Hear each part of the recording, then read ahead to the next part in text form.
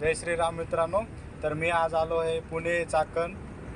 तर चाकणमध्ये वासुली गाव आहे. तर वासुली गावामध्ये हा भामचंद्र डोंगर आहे. तुम्ही बघू शकता. थोडं डोंगर दाखवा.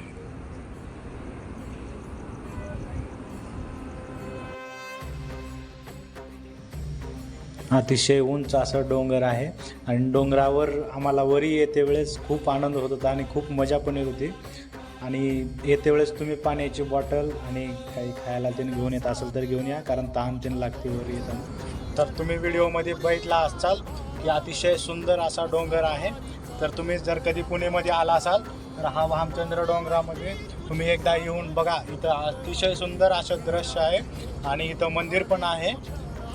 तर इथं तुम्ही नक्की येऊन दर्शन करा. महादेवाचं मंदिर पण आहे इथं खाली. तुम्हाला मंदिराची पण व्हिडिओ दाखवतो. तर चला आपण जाऊ या वरी मंदिराकडे.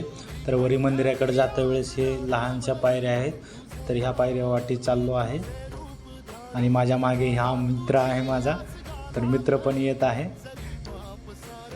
आणि चला आपण वरी बघून. आता हे वरी काय आहे हे मी तुम्हाला दाखवतो. वरी जाऊनच दाखवतो आता.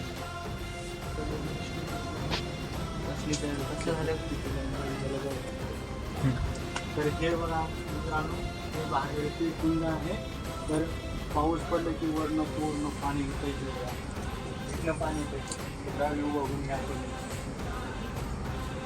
जर तुम्ही इथं कधी पुणेमध्ये आला असाल तर इथं भामचंद्र डोंगर हा तुम्ही गुगलवर सर्च करून बघा, मॅपमध्ये बघा, तर तुम्हाला हा डोंगर दिसेल.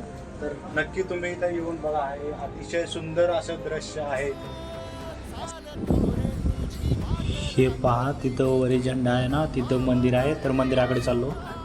तर हे बघा मित्रांनो, इथून वरून किती डोंगरावरनं अतिशय सुंदर असं वातावरण दिसते. हे बघा पूर्ण हे मैडीचे एरिया पूर्ण संघ दिसते. आणि तिकडं बघा पुढे तिकडं भंडारा डोंगर आहे. तर आपण तिथला पण व्हिडिओ एक बनवलेला आहे. तर आता आपण आज आलो आहे भामचंद्र डोंगरावर. तर आज भामचंद्र डोंगरावर पूर्ण दृश्य पाहून घ्या तुम्ही. तर मी तुम्हाला पूर्ण व्हिडिओ मार्फत पूर्ण सुंदर असे दृश्य दाखवतो.